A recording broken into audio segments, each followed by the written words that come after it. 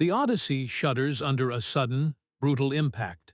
Alarms scream through the metal corridors as Commander Eva Rostova's voice cuts through the chaos, ordering all hands to brace. This is not a drill. You are about to experience the complete Starship Mutiny, a sci-fi thriller audiobook that plunges you into a desperate struggle for survival aboard a doomed freighter.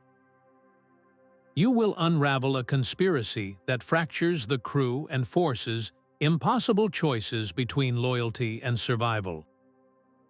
Who can you trust when the chain of command itself begins to crack? And what secret cargo is worth betraying everyone you serve with?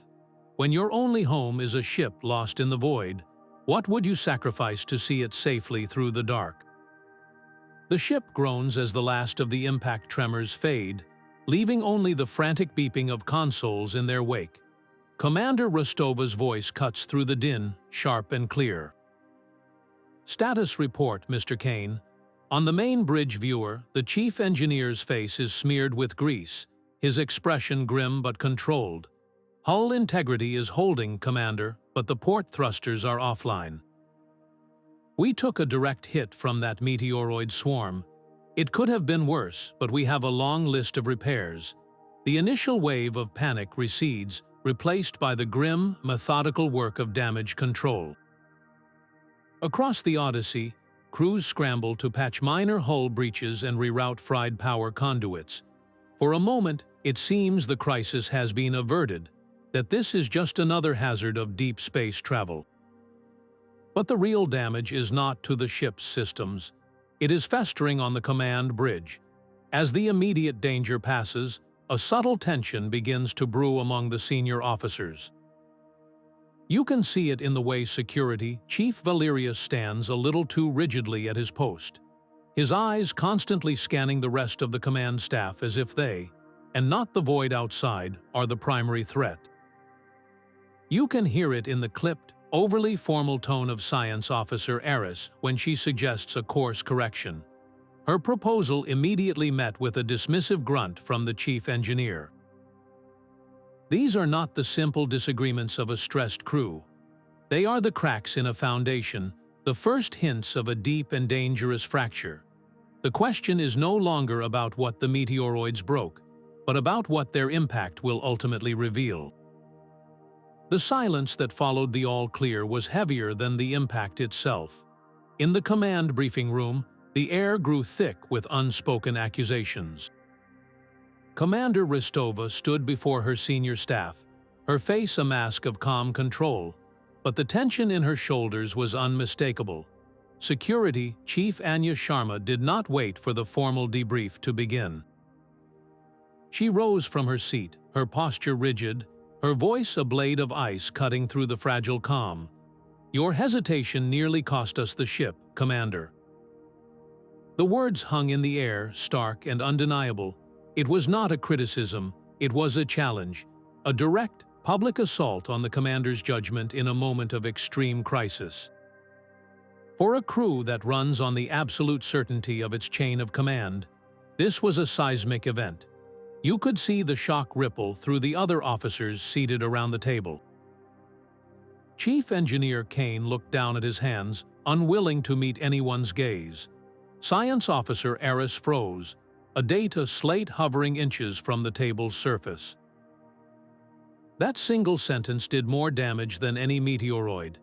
It fractured the one thing a starship needs more than oxygen or power: unity. Now, every crew member in that room, and soon across the entire ship, is left with a corrosive question. If the security chief does not trust the commander's split-second decisions, then who should they trust when the next alarm sounds? The foundation of their entire world has developed a crack, and in the unforgiving vacuum of space, even the smallest crack can be fatal. The challenge hung in the briefing room air, a poison that no one could dispel. Later, in the deep quiet of the ship's night cycle, a different kind of meeting was taking place. Far from the command decks, in a cargo bay designated for decommissioned engine parts, shadows clung to the corners. Anya Sharma stood in a pool of dim emergency light, her face hard. Around her, a handful of officers and engineers stood in a tight circle, their expressions a mixture of fear and grim resolve. "Rostova's leadership endangers us all," Sharma whispered, her voice low but carrying a cutting edge. Her indecision during the meteoroid strike was not a simple mistake. It was a symptom. "It is time for a change." The words were not a suggestion, they were a declaration. One by one, the others nodded, their loyalty shifting from the command structure etched into the ship's very bulkheads to the woman standing before them. They began to formulate a plan, a quiet, meticulous conspiracy to seize control of the Odyssey. Their first objective would be the engineering deck, the ship's beating heart. Their method would be stealth and misdirection, turning the ship's own systems against its rightful commander. This was no longer a simple disagreement. It was a mutiny, carefully plotted in the dark, and its success would depend entirely on one corrosive question: how many others aboard, having felt that same tremor of doubt, would be willing to follow? The Odyssey gave a low, unsettling groan, a sound of protest from deep within her superstructure. On the bridge, the steady star fields on the main viewer abruptly dissolved into a frantic swirl of crimson warning glyphs. "We have lost primary navigation," a junior technician called out, his voice tight with confusion. Commander Rostova was at his station in 3 strides. "Reboot the system. It is not responding, Commander," he stammered, his fingers flying across the console to no avail. "The core programming has been deliberately overwritten." The words landed like a physical blow. This was not a random malfunction or the lingering damage from the meteoroid strike. This was an act of calculated, internal aggression. The ship, now a prisoner of its own corrupted guidance, was veering sharply away from the established shipping lanes, its trajectory arcing toward a vast and unmapped nebula that glowed with a sinister purple light on the edge of the scanner range. In that moment, the subtle tension that had been simmering for days exploded into full-blown paranoia. Every glance between crew members now carried a new, terrible weight. Was the person next to you at the helm complicit? Was the engineer performing a genuine diagnostic, or was he planting another digital trap? The mutiny was no longer a whispered conspiracy in a dark cargo bay. It had declared itself not with a shout, but with a silent, surgical strike against the very system that defined their path home. The Odyssey was no longer just a ship in trouble. It was a weapon being aimed by an unseen hand, and every soul aboard was trapped inside the barrel. That sinister purple glow from the nebula now dominated the main viewer, a silent testament to the saboteurs' success. Commander Rostova's voice, cold and sharp as fractured steel, cut through the frantic murmur on the bridge. "All decks, this is the commander. Initiate condition Zulu. I am ordering a full ship-wide lockdown. No one moves between decks without my direct authorization. Repeat, no one moves." The command echoed through the intercom, followed by the heavy, resonant thud of magnetic seals slamming shut on every bulkhead door. In an instant, the vast, interconnected world of the Odyssey was carved into a dozen isolated prisons. The familiar hum of the ship was replaced by an unnerving silence, broken only by the anxious breaths of those suddenly trapped. An engineer, loyal to the core, found herself sealed in a mess hall with 2 junior officers whose shifting eyes and whispered conversations now felt like a direct threat. A medic, simply trying to reach his post in the infirmary, was now a prisoner in a corridor with a security officer whose loyalty he could no longer take for granted. The lockdown did not quell the mutiny. It bottled it, intensifying the fear and suspicion into a claustrophobic pressure cooker. With every passing minute, the question grew more desperate. Were you sealed in with an ally, or were you now trapped in a small, confined space with the very person who had just hijacked your home? The silence of the lockdown was shattered by a frantic medical alert.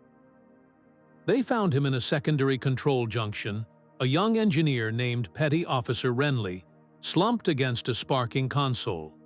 His tools were scattered around him, a hydrospanner lying in a dark, sticky pool a few feet from his outstretched hand. Commander Rostova arrived to a grim scene. Dr. Eris Thorne was kneeling beside the boy, her medical scanner humming a low, urgent tone. She looked up, her usually composed face etched with a cold, clinical fury. "This was no accident, Commander," she stated, her voice gravely quiet. "The subdural hematoma, the defensive wounds on his forearms, he was attacked. Someone tried to stop him from uncovering what they had done." The words landed with the force of a hull breach. A dispute over command protocols, a struggle for control of the ship. These were abstract concepts. But the blood on the deck was terrifyingly real. The mutiny was no longer a battle of ideologies fought with corrupted data and locked doors. It had drawn first blood. It had become a physical, brutal fight for survival where the enemy wore the same uniform, ate the same food, and now was willing to break bones and spill blood to achieve their goals. Every shadow in the corridor now seemed to hold a potential assailant. The question burning in every loyal crew member's mind was no longer about who to trust, but about how far they were willing to go to protect themselves and the ship from the violence that had just been unleashed.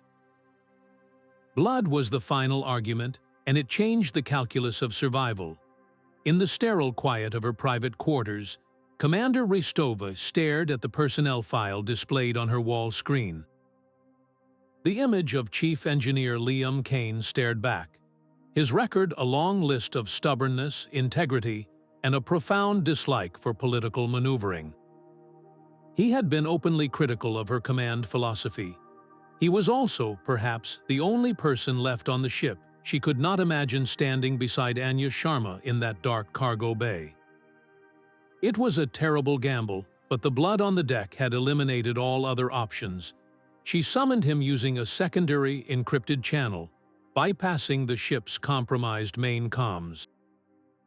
When he arrived, his broad frame filled her doorway, his expression guarded and weary. The commander did not offer him a seat. She showed him the security feed from the control junction, the still image of Renly's body, the stark evidence of the hydrospanner lying just beyond his reach. Kane's face, already grim, seemed to age 10 years in as many seconds. His voice was a low, rough gravel when he finally spoke. "I have made no secret of my disagreements with you, Commander. I believe your caution borders on paralysis." He paused, his jaw tightening as he looked from the image back to her. "But a divided ship is a dead ship. Sharma and her followers, they are not just challenging you. They are breaking the only thing that keeps us alive out here."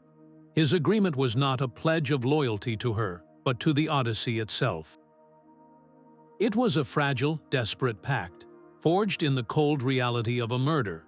They would work from the shadows, a commander and her most vocal critic, united to identify the mutiny's ringleaders and retake the heart of their ship.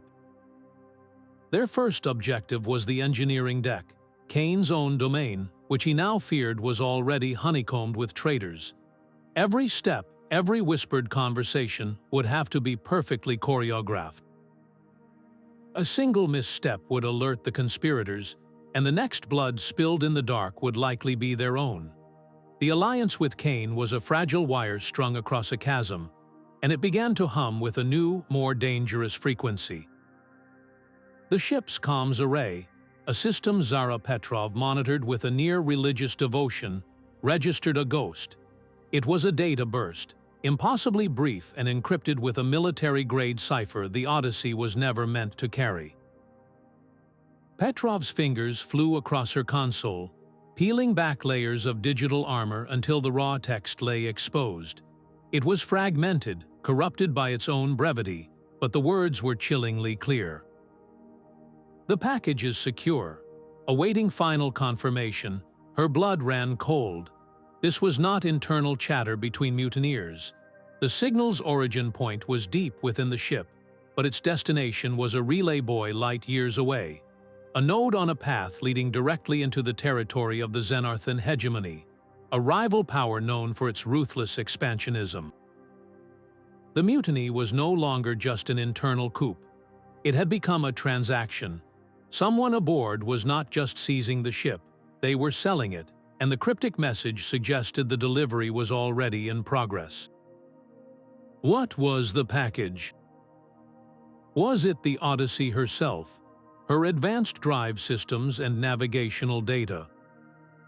Or was it something in her vast cargo holds, something the crew had been hauling for months without ever knowing its true, terrible value? The struggle for control had just escalated into a potential act of treason that could ignite a border war, and every single person aboard was now an unwitting pawn in a game played on a galactic scale. Anya Sharma's voice echoed through every corridor and compartment, stripped of all doubt and filled with an unnerving certainty. By the authority vested in me by the safety of this crew, I am assuming command. The message repeated on a short loop, a digital coup that severed the ship's brain from its body. On the bridge, Sharma stood with her core followers, their weapons drawn not toward the stars, but inward, toward the command stations they now controlled. The main viewscreen flickered and died, plunging the lower decks into an informational blackout. Commander Rostova, Kane, and the handful of crew still loyal to them were now prisoners in their own ship, cut off and isolated in the engineering spaces and maintenance corridors. The familiar hum of the Odyssey felt different now, a hostile vibration that signaled a fundamental shift in power. They were no longer hunting a hidden conspiracy. They were the prey, trapped in the steel belly of a vessel commanded by their enemy. Every system, from life support to the artificial gravity, was now a potential weapon in the mutineers' hands. Rostova looked at Kane, the chief engineer's face illuminated only by the faint glow of an emergency panel. Their fragile pact, formed just hours ago, was now all that stood between them and a brig cell or worse. They had to move, and they had to move now. But how do you retake a castle when the walls themselves are controlled by the usurper? Their only advantage was Kane's intimate knowledge of the ship's skeleton, the forgotten access ways and service tunnels that ran like veins behind the polished walls. The real battle for the Odyssey was no longer about command protocols or loyalty. It was about who truly knew the heart of the machine. The air in the maintenance shaft was thin and tasted of recycled metal and old grease. Commander Rostova crawled on her hands and knees behind Chief Engineer Kane, the rough grating biting into her palms with every movement. The only light came from the faint, pulsating glow of a conduit running along the ceiling, casting long, dancing shadows that made every pipe and junction look like a lurking figure. Kane suddenly froze, holding up a closed fist. His voice was a whisper so low she had to strain to hear it over the thrum of the ship's inner workings. They have reprogrammed the internal sensors. They are not just looking for us, they are hunting us. The words transformed the cramped space around them. This was no longer a simple escape route. It was a trap, its walls now alive with invisible eyes. Every soft thud from a distant deck, every shift in the air current, could be the signal of an approaching patrol drawn by a flicker of motion they themselves could not see. Kane pointed a grease-stained finger toward a ventilation intake up ahead. See that grill? It should be cycling air in a steady, predictable rhythm. Watch, the slats would open for a count of 3, then snap shut for a count of 5. Now the pattern is random. It opens for 2, closes for 7, opens for 1. It is a diagnostic sweep. They are sampling the air in different sections, looking for the carbon dioxide signature of a human breath where no human should be. The mutineers had not just seized the command centers. They had turned the ship's own autonomic nervous system into a predator, and Rostova and Kane were the prey, forced to move not just with stealth, but with a perfect understanding of the machine that was trying to find them. One wrong turn, one moment of hesitation, and the hunters would know exactly where to find their quarry, cornered in the steel intestines of their own home. The random stutter of the ventilation grills was a ticking clock counting down their exposure. Kane led them to a junction where a service panel was marked with a faded chemical symbol. He pried it open with his fingertips, revealing a nest of fiber optic cables. "This is a blind spot," he whispered, his voice barely audible over the thrum of a nearby power converter. The internal sensors here are routed through a secondary junction that feeds the auxiliary armory. They will not see us coming. The plan was audacious, a direct strike at the mutineers' logistical strength. The auxiliary armory was not heavily guarded, a testament to Sharma's arrogance, but it held exactly what Rostova's loyalists needed to fight back: tactical data pads and electromagnetic pulse kits designed to disable systems, not people. Rostova gathered the 3 engineers and 1 security officer who had joined their desperate cause. Her eyes moved from one face to the next, holding their gaze. "Listen carefully," she said, her voice low and steady. "We are taking only what we need to sever their control over the ship's nerve center. We are not soldiers, and they are not an enemy army. They are our crew." Her words drew a line in the sand, a moral boundary that separated their desperate fight for survival from the brutal, bloody coup Sharma had initiated. They would reclaim their home, but they would not become monsters to do it. The success of their mission, and perhaps the soul of their crew, depended on holding that line. The air in the auxiliary armory was cool and still. The racks of EMP kits and data pads a silent promise of resistance. Commander Rostova moved along the shelves, her fingers brushing against the cold metal casings. A soft, rhythmic beeping from a discarded med scanner on a nearby bench broke the silence. It was not part of their inventory. She followed the sound, her eyes narrowing. The scanner's display was active, its bio readout showing a stabilized but serious plasma burn to a humanoid nervous system. This was not a relic from the earlier fight. This was recent. The soft scuff of a boot on the deck plating made her turn. Dr. Eris Thorne stood frozen in the doorway, a fresh dermal regenerator in her hand and a look of pure horror on her face. Her gaze darted from the commander to a shadowed alcove behind a storage locker, where a figure in a security uniform was slumped against the wall, his arm bandaged. Rostova's hand went to her own sidearm, her voice dangerously quiet. "Explain this." Dr. Eris did not reach for a weapon. Instead, her shoulders slumped, all her scientific composure crumbling into dust. Her confession was a broken whisper that seemed to suck the air from the room. "They have my family, my sister. Her children, they are on a colony world deep in Xenarthan space." The message said, "If I did not provide medical aid to their operatives, if I did not report your movements," the threat hung in the air, more suffocating than any lockdown. The doctor's eyes were pleading, filled with a terror that had nothing to do with the ship around them. "I am so sorry, Eva. I had no choice." In that moment, the clean, binary lines of the mutiny blurred into a painful shade of gray. Anya Sharma was a traitor by ambition, but Eris Thorne was a prisoner of love. How many others aboard were not fighting for power, but acting under the same brutal, invisible gun to their heads? The enemy was not just a faction. It was a weapon that turned a person's own heart against them, and that was a vulnerability no ship's hull could ever reinforce. A doctor's confession had just redrawn the entire battlefield. Before Commander Rostova could process the horrifying implications of Eris Thorne's coerced betrayal, the low thrum of the ship shifted. Kane, who had been monitoring a portable engineering scanner, looked up, his face etched with a new, urgent dread. "They are converging on our last known position. They will be here in minutes. We cannot fight them head-on." His eyes, however, held a spark of cold, calculated fire. He had a plan, a gambit so audacious it bordered on insanity. "We reroute control of the environmental systems through the engineering sub-processors I still control. Then, we initiate a sequenced shutdown of secondary life support across decks 4 through 7. The mutineers have concentrated their forces there. The temperature will drop 20 degrees in under a minute.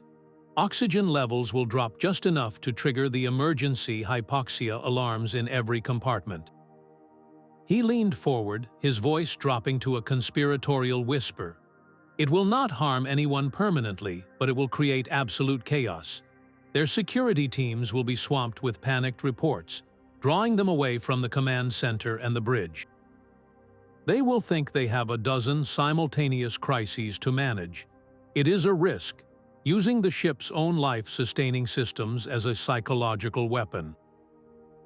A single miscalculation in the rerouting, a mistimed restoration, and we could accidentally vent a deck into space or send the crew into a genuine, suffocating panic.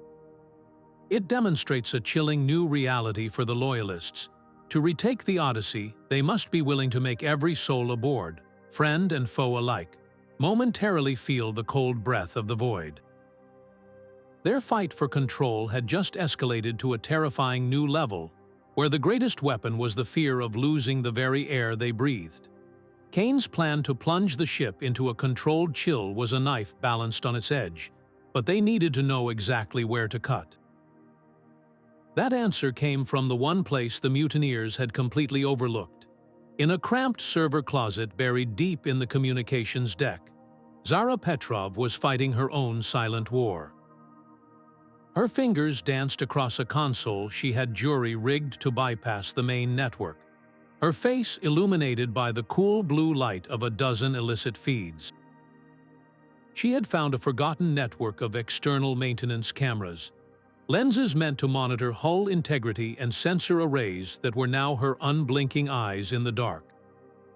Her voice, tight with focused excitement, crackled over a secured channel to Rostova and Kane. "I have them," she reported. "Sharma is consolidating her power on the bridge, but her forces are spread thin. She is pulling guards from the starboard engineering access to reinforce her position. It was a fleeting vulnerability, a gap in their armor that would have been invisible from the inside." Petrov's real-time surveillance transformed their desperate gambit into a precise surgical strike. They were no longer just hoping to create chaos. They now knew exactly which corridors would be left unguarded, which doors they could safely bypass. This was the critical advantage they needed. Rostova could now direct their counteroffensive not as a blind struggle in the dark, but as a commander with a perfect view of the battlefield.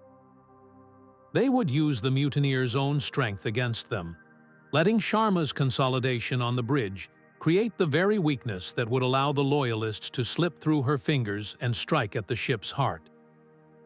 The ship's heart began to beat to a different rhythm. In main engineering, the great plasma conduits hummed with their usual power, but the human element had gone silent. A dozen Loyalist engineers stood motionless before their stations, their tools laid neatly on the deck at their feet.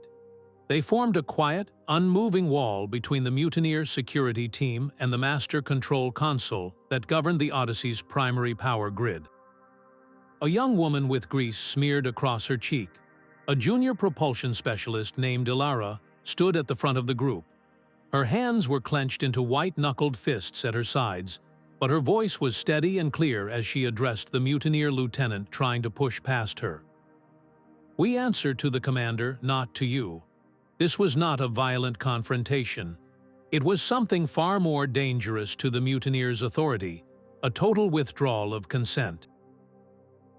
The engineers were the ship's lifeblood, and by simply refusing to move, they had turned its most vital organ into a fortress of passive resistance. The lieutenant's blaster rifle seemed suddenly useless, a tool for breaking things, not for compelling the intricate, willing cooperation that kept a starship alive. He could threaten them, he could even open fire, but he could not make them recalibrate a plasma injector or resequence a coolant pump. The real battle was no longer just for control of the ship's systems, but for the very spirit of the crew. In that tense silence, every Loyalist engineer was making a statement more powerful than any weapon. They were saying that a ship is not just metal and wire. It is a covenant of trust, and that was a thing they would not obey in order to restore. The silent standoff in engineering was a fragile shield, but shields can be broken. In her hidden server closet, Zara Petrov knew they needed more than defiance. They needed a miracle from the outside. Her eyes were fixed on a secondary monitor, a diagnostic channel so mundane the mutineers had completely ignored its existence. It was a simple system for running internal hardware checks, a constant, low-priority data stream that the ship broadcast automatically. Her fingers flew across the console, weaving a desperate, compressed cry for help into the endless river of routine diagnostic pings. It was a ghost in the machine, a single fragile sentence embedded in a heartbeat of normalcy. "The signal is away," she whispered into her secured comm, her voice thin with a hope she could not afford to feel. But it is a whisper in the storm. No guarantee it will be heard. The message, containing their identity, position, and the single, damning word mutiny, was now racing away from the Odyssey at the speed of light. It was a message in a bottle cast into an infinite, silent ocean, with no way of knowing if it would ever wash up on a friendly shore or simply be lost forever in the cosmic noise. That faint, digital whisper was now their only tether to the universe beyond the ship's steel walls, a slim thread of hope that someone, somewhere, was listening. The diversion began with the shriek of a plasma torch against a bulkhead door. Commander Rostova led her small team in a deliberately noisy assault on the main mess hall, their shouts and the percussive clang of tools against metal echoing through the surrounding corridors. It was a performance of desperation, a loud and clumsy attempt to seize a symbolic but strategically unimportant location. From a command post 2 decks away, Anya Sharma took the bait.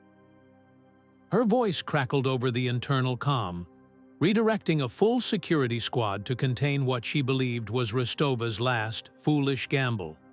The sound of running boots reverberated through the deck plates as the mutineer forces converged on the mess hall, leaving a critical path clear. While the noisy spectacle drew every eye, Chief Engineer Kane and a hand-picked specialist slipped into a maintenance conduit that led toward the ship's silent, beating brain. Their path was now unguarded, the mutineers' attention completely fixed on the commander's decoy.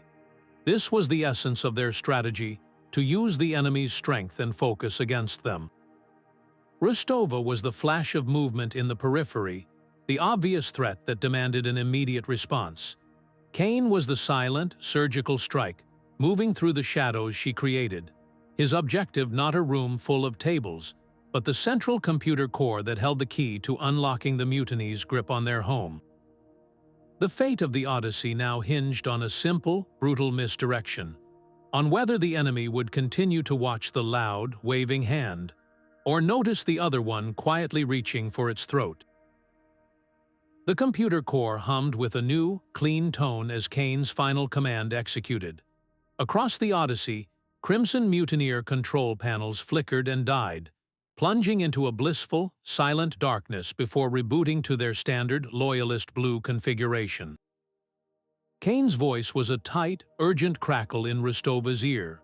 "The ship is ours again for the next 90 seconds. Make them count." The words were both a triumph and a terrifying countdown. 90 seconds was less than a single orbit around a small moon. It was the time it took to brew a cup of coffee, or for a hull breach to become catastrophic. Rostova did not waste a single one. She was already moving, her small team falling in behind her as she abandoned the noisy mess hall diversion and sprinted for the nearest command access ladder. Their target was the bridge, the symbol and seat of all authority. Every second that ticked by was a grain of sand falling through an hourglass. They had to reach the command deck, physically seize the helm, and lock out Sharma's overrides before the mutineers could recover from the system shock and realize their digital fortress had just collapsed. This was not a battle of stealth or subtlety anymore.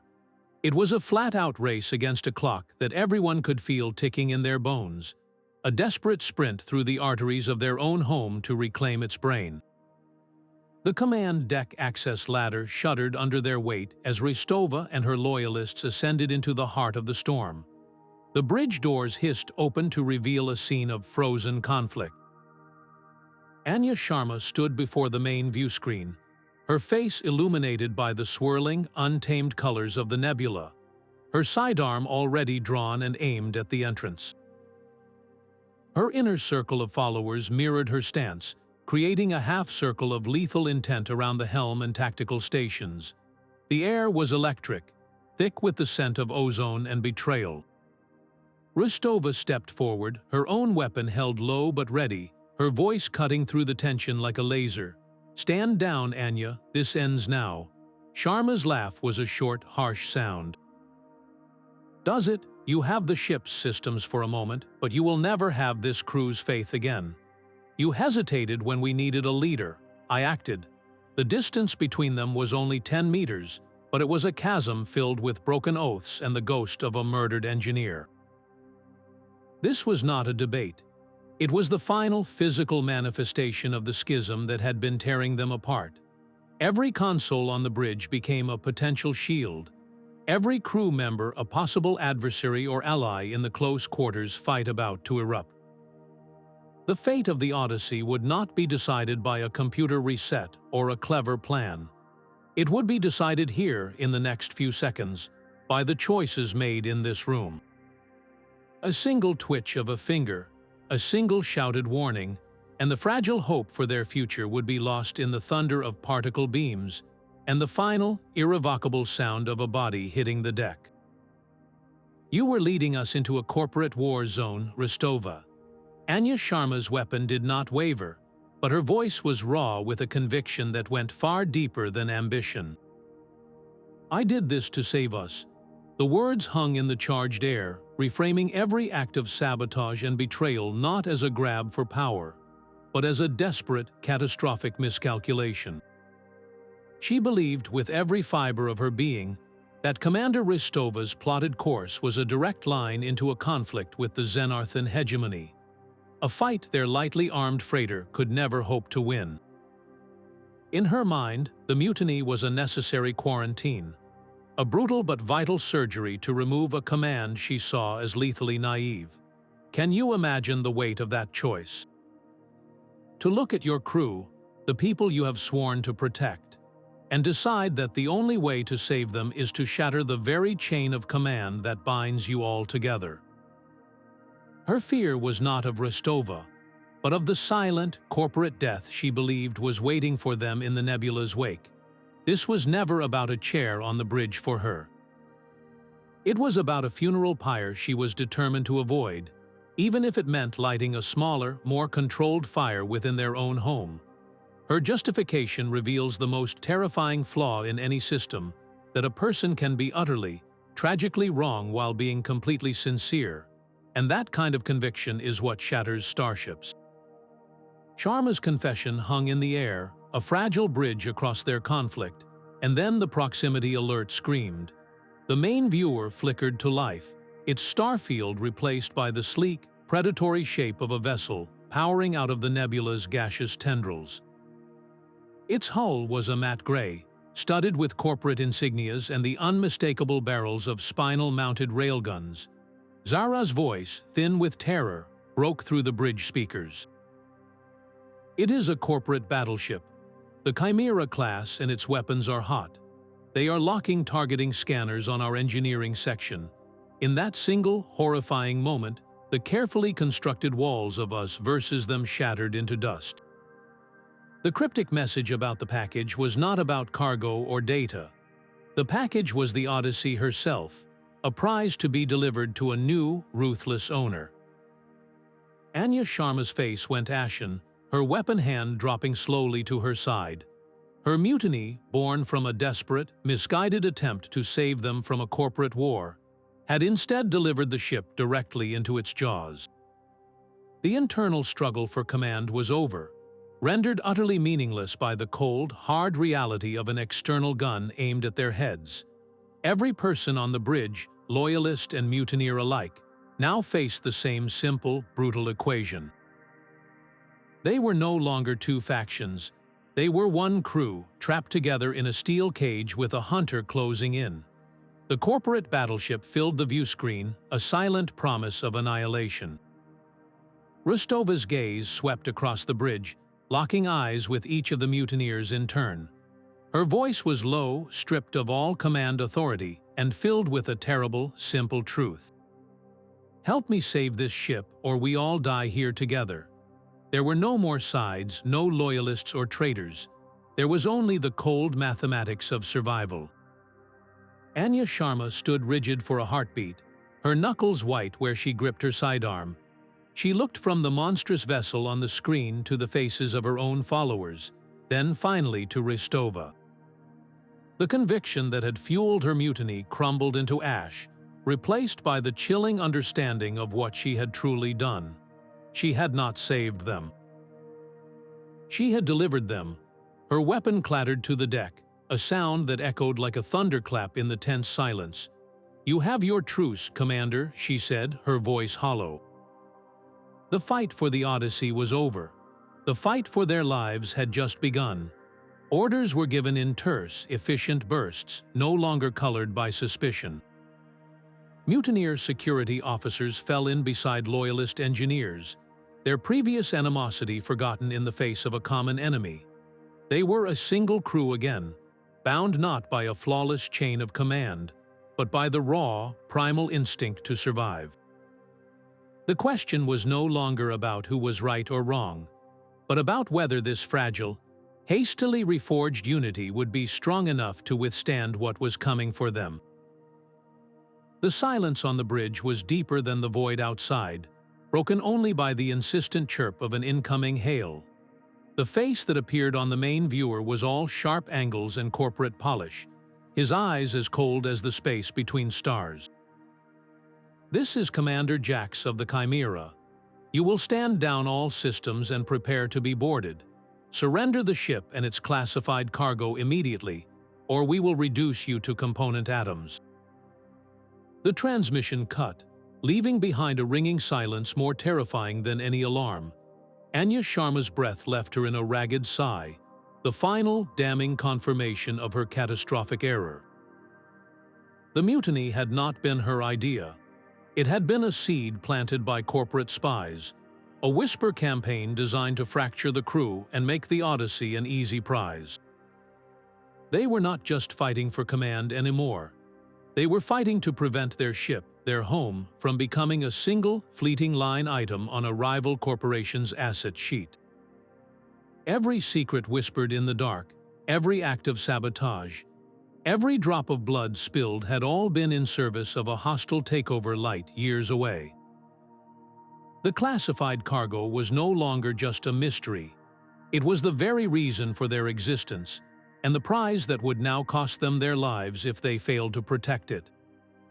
The question burning in every heart was no longer about past loyalties, but about the future.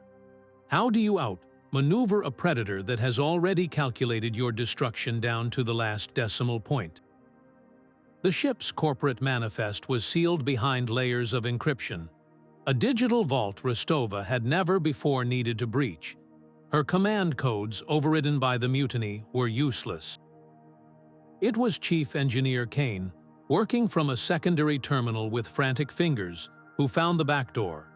A legacy protocol left behind by the ship's original designers. A ghost in the machine the corporation had forgotten to exercise.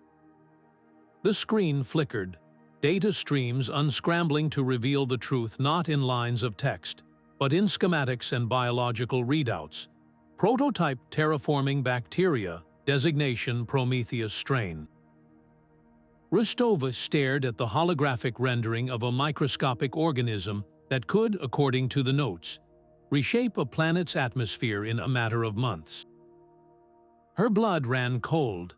"They do not want the ship," she whispered, the realization hitting her with the force of a physical blow. "They want to weaponize this." A single vial of this culture could render a world uninhabitable to one species while making it a paradise for another. It was not a cargo. It was a key to genocide disguised as progress. Their simple transport run had been a lie from the very beginning. They were not couriers. They were mules carrying the seeds of a cosmic war, and the corporate battleship outside was not here to capture a freighter. It was here to collect the trigger for an arms race that would shatter the fragile peace of the galaxy. Every death aboard the Odyssey, every moment of fear and betrayal, suddenly had a new, horrifying scale. This was no longer a fight for their lives. It was a fight for the future of worlds they had never even seen. The Prometheus strain was no longer cargo, it was a countdown to extinction. The corporate battleship Chimera hung in the void, its railguns a silent promise of their immediate destruction if they refused to comply. On the bridge, the air was thick with the silence of a crew that had run out of options. Every conventional escape vector was blocked. Every weapon they possessed was a pebble against that armored hull. Commander Rostova turned from the chilling view, her eyes finding Chief Engineer Kane. There has to be something, Liam, a system they would not expect. Something we have not tried. Kane's face was a landscape of grim calculation, his mind racing through the Odyssey's schematics. He finally spoke, his voice low and gravelly with the weight of his own idea. The experimental pulse engine. It was designed for deep space mapping, to fire a concentrated burst of gravity waves and chart the echo against distant celestial bodies. His eyes locked with Rostova's. We could overload the emitter, focus its entire output into a single, localized gravity well directly in front of the Chimera. It would not be a weapon, not exactly. It would be a trap, an artificial pit in the fabric of space, sudden and intense enough to wreck their targeting systems, shred their external sensors, and hopefully stall their engines as they fight the pull. The plan was audacious, a stroke of genius born from pure desperation, but the price of failure was absolute. Kane's next words landed like a physical blow. A misfire could tear our own ship apart. The gravity wave could rebound, or the containment field could fail. We would be crushed into a ball of scrap metal before they even fire a shot. This was not a simple gamble. It was a choice between a certain death at the hands of the corporation or a potential, self-inflicted annihilation using a system that had never been tested at this scale. They were proposing to turn their own ship into a bomb that killed with gravity instead of fire. And the trigger was held by a crew that had, just minutes before, been trying to kill each other. Could they trust their fractured, traumatized team to execute a maneuver that required perfect, seamless coordination, where a single mistimed command would be the last sound any of them ever heard? The Odyssey groaned, a deep, resonant sound of protesting metal that vibrated through the deck plates and into their bones. Chief Engineer Kane's hands flew across the engineering console, rerouting power with a frantic, desperate precision. The experimental pulse engine was never meant for this. Its core, a contained singularity, now thrummed with a dangerous, rising pitch as it drank power from every other system on the ship. Life support flickered to minimal reserves. Internal lighting dimmed to a ghostly crimson, matching the emergency strobes that painted the bridge in pulses of frantic light. Alarms blared a chorus of impending doom, one for the buckling structural integrity field, another for the critical containment breach in the engine housing. You could feel the ship straining around you, a living creature pushed to its absolute breaking point. Conduits overhead spat showers of white-hot sparks, and the air grew thick with the acrid smell of burning insulation and superheated metal. This was not a calculated risk anymore.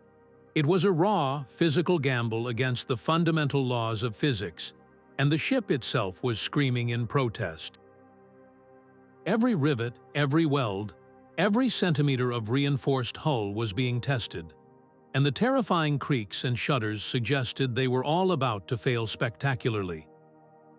They were turning their only home into a bomb, and the fuse was burning down faster than anyone had predicted. The rising whine of the pulse engine peaked in a shattering, silent concussion. There was no flash of light, no burst of heat. The weapon was invisible, a fist of pure gravity that slammed into the fabric of space itself. On the main viewer, the corporate battleship Chimera staggered as if it had run into an unseen wall. Its sleek form shuddered violently, its forward momentum arrested in an instant. The menacing glow of its railguns flickered and died, and its running lights winked out into a profound darkness. A ragged, desperate cheer erupted across the bridge, a raw sound of released tension and survival. They had done it. They had faced the hunter and lived. But the cheer was short-lived, choked off by a new, more intimate series of sounds. The Odyssey groaned around them, a deep, pained sound of tortured metal. Emergency lights flickered erratically, and the acrid smell of burnt circuits filled the air. Status boards lit up with a fresh wave of crimson alerts, each one a testament to the cost of their victory. The experimental engine had not just been pushed to its limit, it had been shattered. The backlash had fried half the primary power conduits and overloaded the structural integrity field. They were adrift, crippled, and bleeding power into the void. A temporary victor in a battle that had left them just as helpless as their defeated foe. The immediate threat was gone, but the cold, hard reality of their own broken ship was a new and perhaps more final sentence. The ragged cheer died in their throats as a new alarm, deeper and more urgent than all the others, began to blare. The pulse engine's containment field was failing. On the main engineering display, a schematic showed a cascade of system failures racing through the ship's power grid. The experimental core, pushed far beyond its design limits, was now a dying star trapped within their hull, threatening to drag them all into a gravity well of its own making. Chief Engineer Kane's voice was stripped raw with exhaustion. "We cannot stabilize it from here. The primary conduits are fused. The core will breach in minutes." In the grim silence that followed, a single, calm voice cut through the chaos. "I can do it." All eyes turned to Anya Sharma. She stood apart from the command staff, her posture no longer rigid with defiance, but resolved with a terrible, final clarity. There is a secondary junction, a volatile conduit that runs directly behind the core housing. If someone manually cross-connects the emergency power there, we can shunt the overload and reroute stability control. She met Commander Rostova's gaze, and in that look passed the entire, painful history of their conflict, now distilled into one undeniable truth. It is a radiation-locked compartment. The door seals upon entry. She did not need to say it was a one-way trip. Everyone on the bridge understood. This was not a mutineer seeking forgiveness. It was an officer, the same one who had once challenged Rostova for command, now offering the only thing she had left to give. Her final act would be one of absolute obedience. Rostova gave a single, slow nod, a gesture that conveyed a world of understanding, of grief, and of acceptance. "Then go." Sharma turned without another word and moved toward the exit. At the blast door, she paused, looking back one last time. Her voice was quiet, yet it carried across the bridge with the weight of a legacy. "Get our people home, Commander." "That is an order." The door hissed shut behind her, the heavy magnetic locks engaging with a sound like a tomb ceiling. Her sacrifice was not just a technical solution to an engineering problem. It was the final, painful stitch that closed the wound she herself had torn open in the crew. She had sought to save them through control, and in the end, she saved them through surrender, restoring the chain of command with her own life. The blast door sealed with a sound that seemed to swallow all other noise on the bridge. For a long moment, the only sounds were the groans of the wounded ship and the ragged breaths of the survivors. Commander Rostova turned from the door, her face a mask of grim resolve etched in the flickering emergency lights. She moved to the command console, her movements deliberate, and opened a ship-wide channel. Her voice, when it came, was not loud, but it carried to every corner of the Odyssey. "The fight among us is over. Our fight to get home begins now." There were no cheers, no celebrations. Only a profound, exhausted silence as the weight of those words settled over the crew. Home was no longer a distant destination, but a fragile hope they would have to build with their own bleeding hands. The course was set for the nearest friendly port, a pinprick of light weeks away through the void, but the true journey was just beginning. Inside the ship, the air still tasted of smoke and ozone, a constant reminder of the fires that had burned in their hearts and in their corridors. The crew moved through the damaged decks, loyalists and former mutineers working side by side, their interactions defined by a hesitant, shell-shocked silence.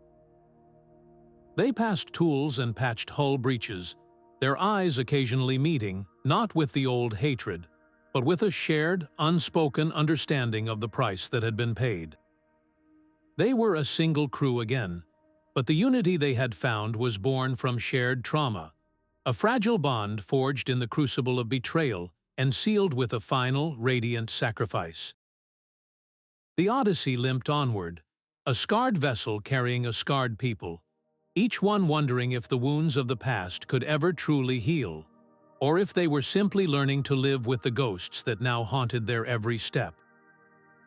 The air on the bridge still tasted of scorched metal and regret. Commander Rostova stood before her senior staff, the same faces that had been frozen in conflict just hours before, now united in a hollowed-out exhaustion. "We have a name," she began, her voice flat. Commander Jax of Chimera was not acting alone. His corporation seeded the whispers that turned us against each other. They exploited a pre-existing fear and weaponized it. One by one, the officers added their pieces to the puzzle. A doctored navigation log suggesting a course into hostile space. A falsified personnel file implying Rostova had secret corporate ties. A dozen other small, surgical lies fed to the right people at the right time. The mutiny was not an organic rebellion.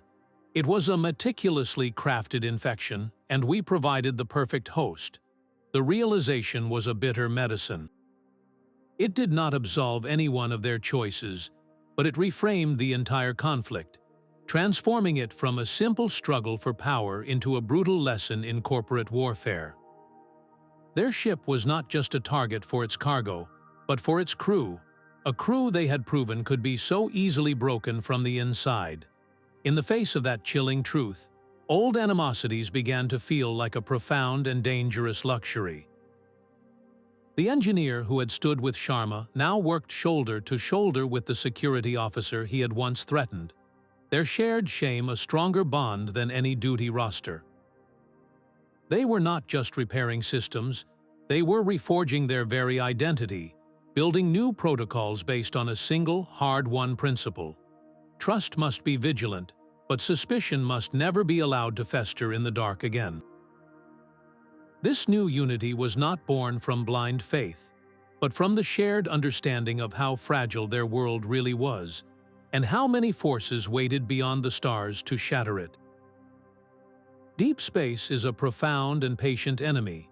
The Odyssey's journey home was a crawl, a slow-motion retreat through an ocean of absolute black. Every system, from life support to the flickering navigation array, demanded constant, whispered prayers and the careful application of spare parts that were running dangerously low. There were no more sudden alarms, no screams of betrayal. The new enemy was a slow, creeping dread, the silent, inexorable drain of power and oxygen reserves. Yet, in the face of this gradual decay, the crew discovered a new kind of rhythm.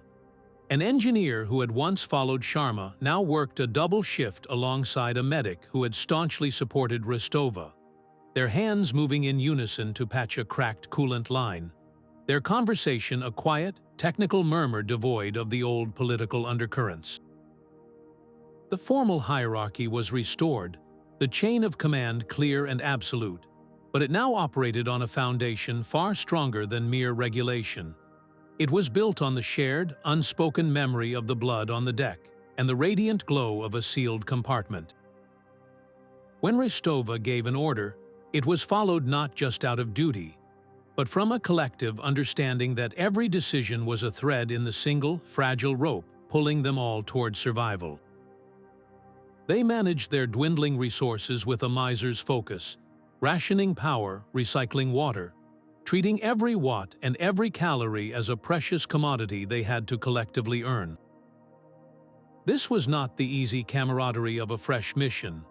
It was the grim, determined solidarity of survivors, a bond tempered in fire and quenched in the cold of the void. Could a unity forged in such trauma ever truly feel like peace? Or was it simply a quieter, more durable kind of war against the darkness that surrounded them?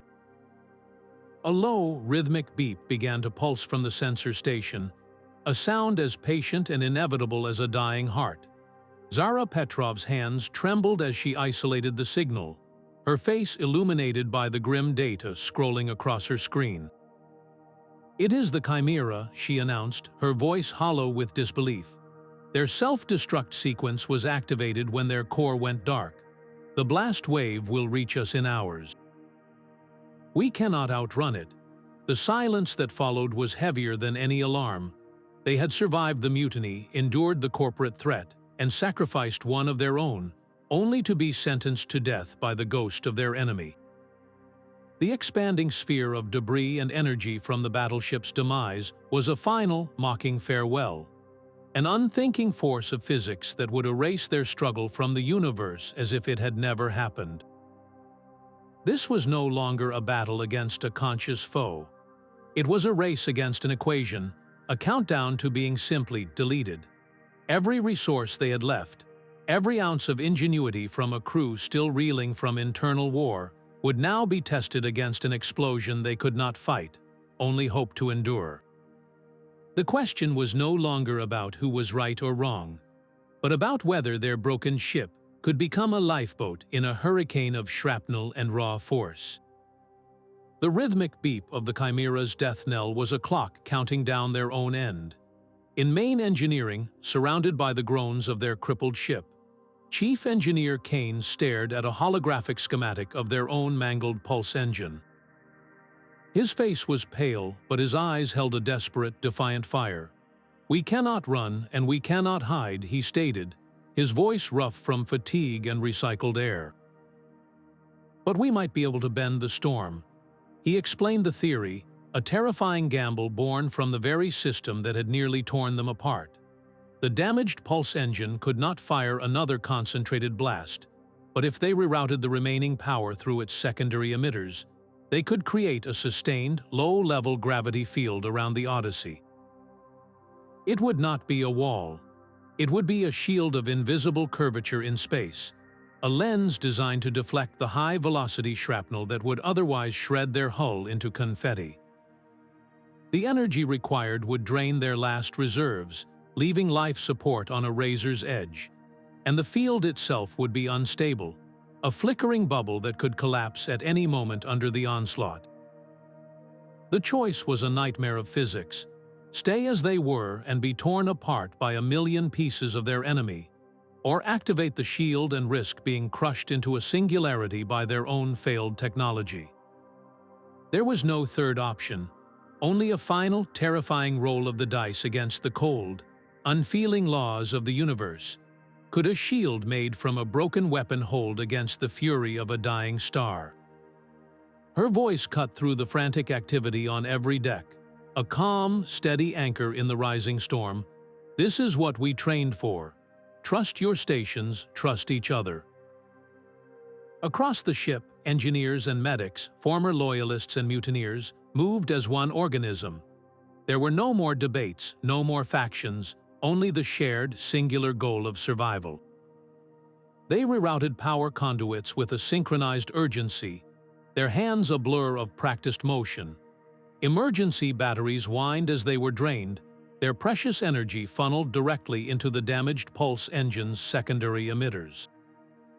The ship's internal lighting dimmed to a faint, ghostly amber, and the air grew still as environmental systems were throttled back to their absolute minimum.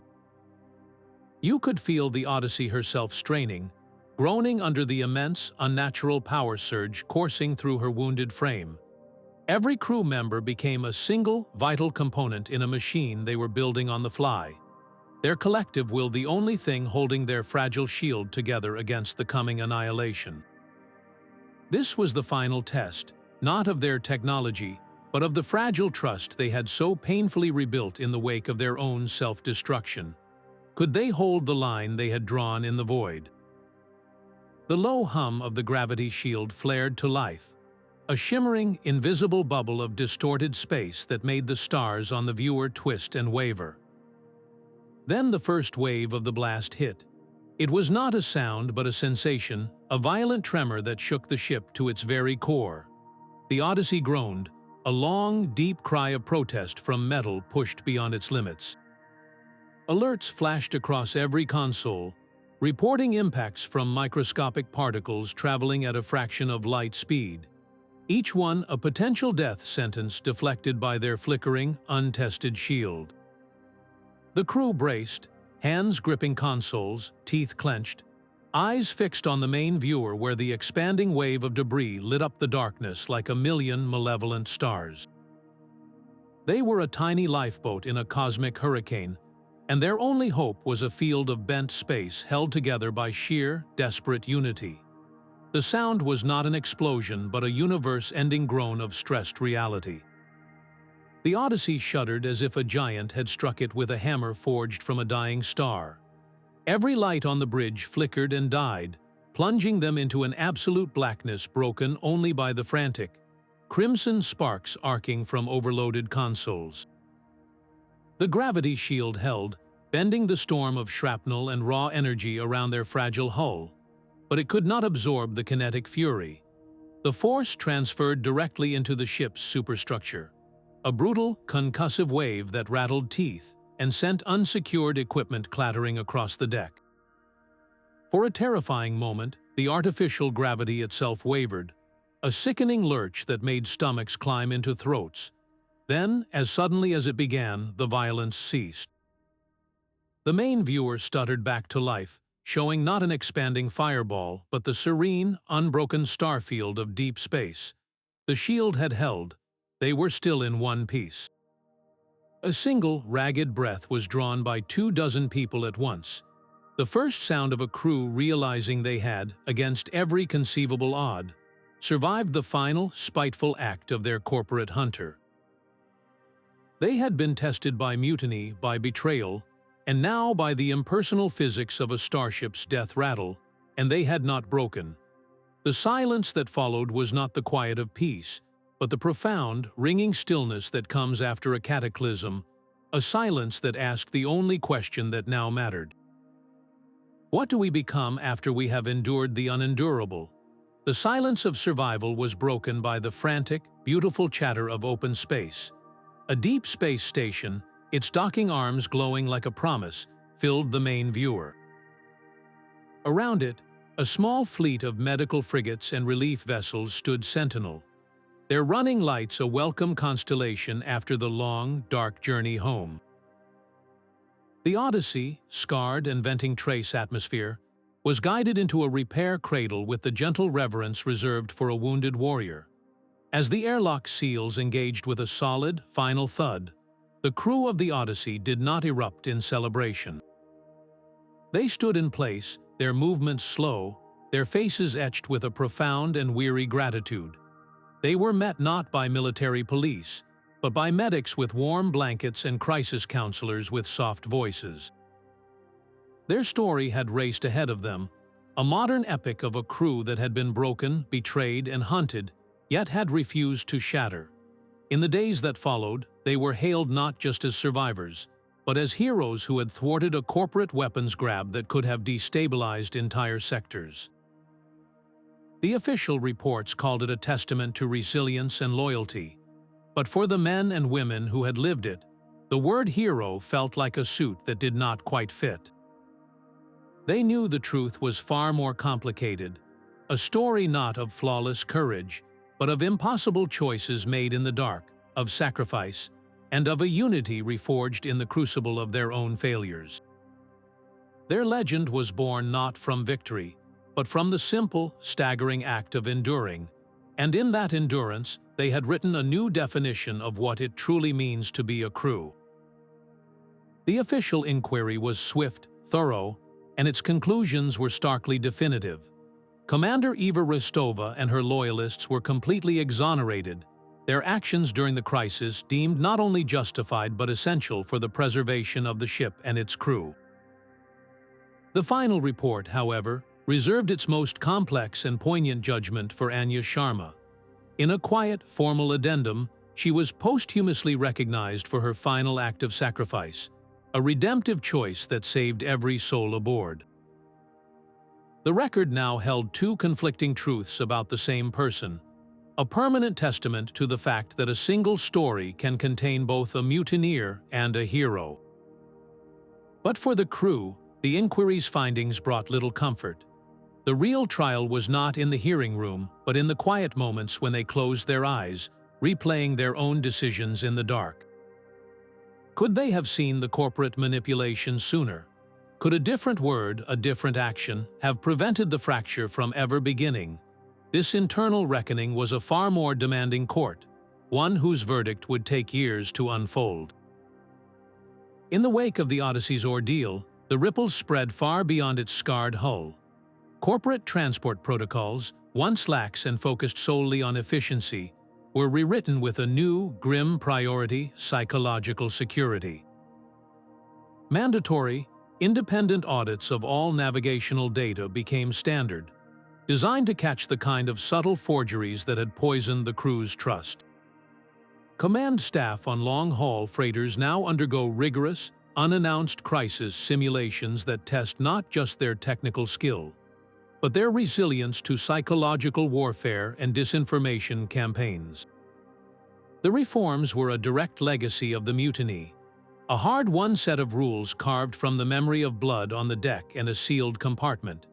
They could not erase the past, but they could build a future where no other crew would have to discover their own fragility in such a brutal, unforgiving classroom. The true legacy of the Odyssey was not just a story of survival, but a systemic immunization against the very virus that had nearly destroyed them, a warning etched into the rulebooks that guide every ship through the silent, waiting dark. The repair cradle fell away, its umbilical cords of power and data retracting with a series of soft, final clicks. On the bridge of the newly refitted Odyssey, the air no longer tasted of smoke and regret, but of ozone and fresh paint. Every console gleamed under the soft, steady light. The ghost of crimson alerts banished to memory. Commander Eva Rostova stood at the center of it all, her hand resting lightly on the back of the command chair. The crew around her was a mix of familiar faces and new ones, a carefully chosen tapestry of veterans who had endured the mutiny and fresh specialists, vetted with a scrutiny that bordered on paranoia. There was no tension in their posture, only a quiet, focused readiness. They had not forgotten the past, but they had integrated its harsh lessons into their very bones. When Rostova spoke, her voice carried not as an order but as a shared statement of purpose. Helm set a course. We have a job to do. The stars on the main viewer stretched into brilliant lines of light, and the Odyssey leaped forward into the seamless dark, not as a wounded animal fleeing its past, but as a predator honed by it, eager for the hunt.